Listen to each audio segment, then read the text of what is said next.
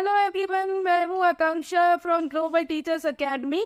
आज हम बात करेंगे कि जब शास्त्री जी की डेथ हो गई, लाल बहादुर शास्त्री जी की 11 जनवरी 1966 को कुछ अप्रत्याशित कारणों की वजह से ताशकंद में डेथ हो गई थी। उसके बाद जो है हमारे इंडिया में क्या स्थिति बन रही थी उस समय, फिर से वही सवाल क्रिएट हो गया था कि अब कौन बनेगा पीएम, क्योंकि लगातार दो प्रधानमंत्री इतने जल्दी भगवान की शरण में चले गए थे कि समझ में ही नहीं आ रहा था कि अब नेक्स्ट पीएम कौन बनेगा।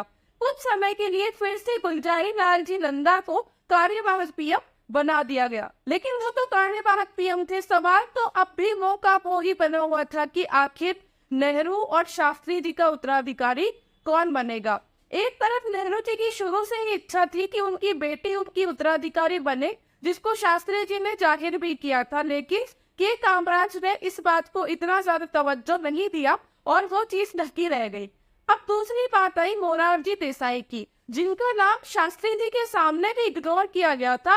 इस वजह से मोरारजी देसाई जो है इस बार और ज्यादा फॉर्म में आ गए कि इस बार तो पीएम मैं ही बनूंगा, तो उनका भी नाम कंपटीशन में था।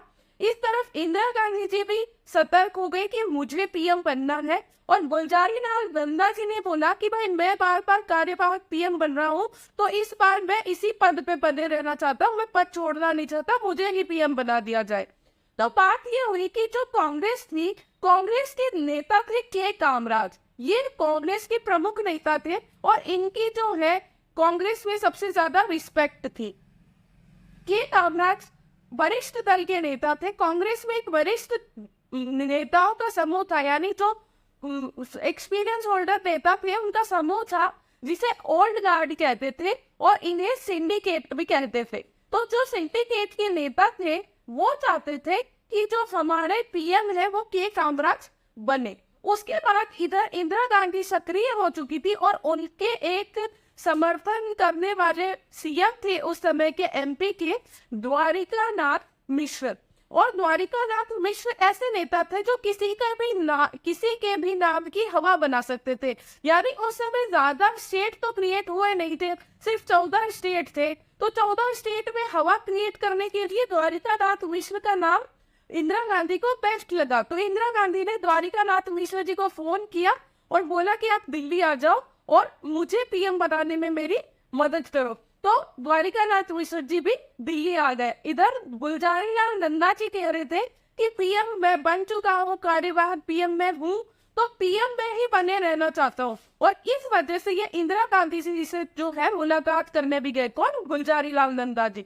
जब गुलजारी लाल नंदा इंदिरा गांधी से मिलने गए तो इंदिरा गांधी ने क्या किया कि हाँ राजनीति खेल दी उन्होंने बोला गुलजारी लाल नंदा जी को कि अब मुझे आपको समर्थन देने में कोई दिक्कत नहीं है, मैं आपको आराम से समर्थन दूंगी, लेकिन तब मैं समर्थन दूंगी आपको जब बाकी लोग सब समर्थन देंगे। अगर बाकी लोग सब आपका नाम जाहिर करते हैं तो मैं भी आपका ही नाम लूंगी। तो यहाँ ऐसे करके इंदिरा गांधी जी ने अपना नाम खींच लिया, उन्होंने अपना हाथ खींच लिया कि बाकी समर्थन देंगे तो मैं भी दे दूंगी, बाकी नहीं देंगे तो मैं भी नहीं दूंगी। गुलजारी लाल नंदा जी जो है वो इनकी कूटनीति समझ गए और उन्होंने क्या किया कि इस घटना के बाद में जो है अपना नाम वापस ले लिया था।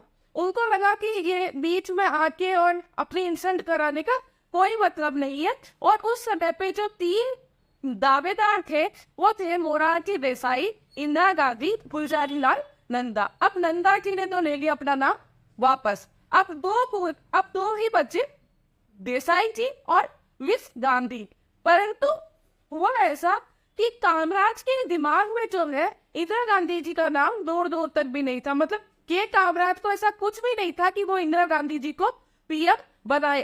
कामराज के दिमाग में अब एक ही नाम चल रहा था कि मोरारजी देसाई ही कॉम्पिटिशन में बच रहे हैं। लेकिन 13 जनवरी की रात को सिंडिकेट नेताओं ने अपनी एक गुप्त बैठक बुलाई। सिंडिकेट मैंने बताया था, वरिष्ठ नेता जो थे कांग्रेस के, उन्होंने अपनी एक गुप्त बैठक बुलाई और उस गुप्त बैठक में कामराज जी से उन्होंने पूछा कि क्या आप पीएम नहीं बनना चाहते? हम सब आप ही को पीएम बनाना चाहते हैं और हमारी सबकी इच्छा यही है कि कामराज जी आप ही पीएम बन जाएंगे, लेकिन आप अपना नाम दे क्यों नहीं रहे हैं? तो कामराज जी ने बोला कि मैं पीएम नहीं बन सकता, पीएम तो सब बनना चाहते हैं, लेकिन कामराज जी के साथ प्रॉब्लम ये थी कि कामराज जी को थी लैंग्वेज प्रॉब्लम।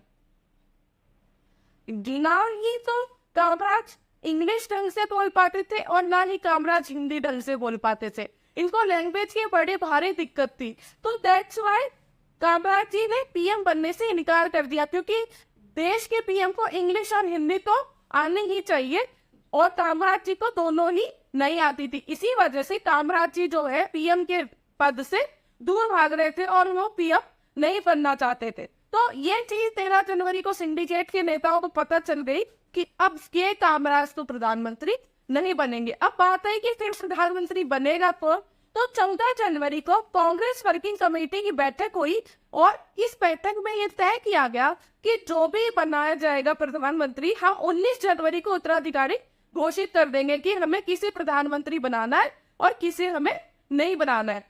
फिर क्या हुआ कि इसी बीच द्वारिका प्रसाद मिश्र, जिनको कि इंदिरा गांधी ने बुलाया था एमपी से अपनी हेल्प के लिए, इन्होंने सीएम की बैठक बुला ली।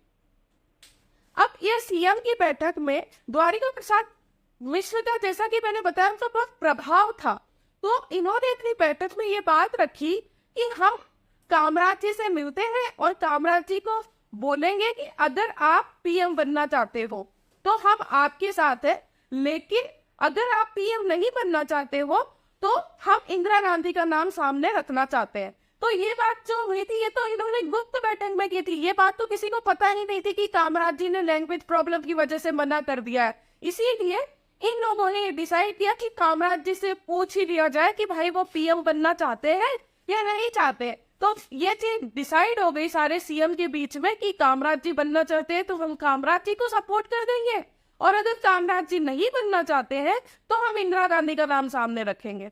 अगले दिन ये लोग गए कामराज जी से मुलाकात करने के लिए, और जब कामराज जी ने मना कर दिया कि वो पीएम नहीं बनने वाले, तो द्वारिका प्रसाद मिश्र ने उन्हें बताया कि जो 14 सीएम है उनमें से 12 सीएम का सपोर्ट जो है इंदिरा गांधी के साथ में है, और हम सब ये चाहते हैं कि इंदिरा गांधी जो है वो पीएम बन जाए। उसके बाद कामराज जी है जो मीडिया में खुलकर सामने आए और उन्होंने मीडिया में ये ऐलान कर दिया कि हाँ भाई, मैं तो पीएम नहीं बन रहा हूँ और इंदिरा गांधी को पीएम बनाया जा रहा है। अब ये सारी बातचीत जो है जब मीडिया में आ गई तो मोरारजी देसाई तक पहुंची। मोरारजी देसाई इसमें पड़ गए कि मेरे को पहले भी पीएम नहीं बनाया, अब भी पीएम नहीं बना रहे, अब भी मेरा नाम पीछे खींच दिया गया, और इंदिरा गांधी जो कि एक्सपीरियंस ही नहीं है जिन्हें, तो उनको पीएम बनाया जा रहा है। उनको पीएम बनाने का के कामराज का एक रीजन ये भी था कि उन्हें लगा था कि वो इंदिरा गांधी को अपने हिसाब से चला पाएंगे, लेकिन कामराज जी का जो ये डिसीजन है वो उसपे बहुत भारी पड़ा था बाद में। तो कामराज जी ने बोला कि ठीक है, आप मोरारजी और कामराज जी के बीच में ठीक है बातचीत हो गई। कामराज जी ने बहुत समझाया मोरारजी को कि 14 में से 12 सीएम जब इंदिरा गांधी को सपोर्ट कर रहे हैं तो आप जीतोगे कैसे इलेक्शन में, तो इसीलिए यही ठीक होगा कि सर्वसहमति से इंदिरा गांधी जी को पीएम बना दिया जाए। लेकिन मोरारजी देसाई कहाँ किसी की सुनने वाले थे, वो किसी की सुनने को तैयार नहीं थे। और जबकि मोरारजी देसाई के पक्ष में सिर्फ 2 स्टेट के सीएम थे, एक गुजरात और एक उत्तर प्रदेश, बाकी जो 12 सीएम थे वो सारे इंदिरा गांधी के सपोर्ट में थे। तब भी जो है मोरारजी देसाई ने उनकी बात नहीं मानी और 19 जनवरी को मोरारजी देसाई की जिद पर वोटिंग की गई। अब वोटिंग का नतीजा वही हुआ, 350/5 वोट्स जो है इंदिरा गांधी को मिले और 169 वोट्स जो है मोरारजी देसाई को मिले, यानी बहुत गंदी हार मोरारजी देसाई हारे। और जो मोरारजी देसाई ने इंदिरा गांधी को बोला था लिटिल गर्ल कह के मोरारजी देसाई ने इंदिरा गांधी का अपमान किया था, और वही लिटिल गर्ल मोरारजी देसाई को बहुत लंबी बात दे गई। इस चीज की वजह से फिर मोरारजी देसाई थोड़ा दम गए और उन्हें दिया गया फिर उप प्रधानमंत्री का पद, और 24 जनवरी को जो है इंदिरा गांधी ने पीएम पद की शपथ ली। अब हम नेक्स्ट वीडियो में बात करेंगे कि इंदिरा गांधी की शपथ लेने के बाद कैसा माहौल बना और क्या क्या राजनीति ने अपने रंग बदले उस बारे में। Thank you.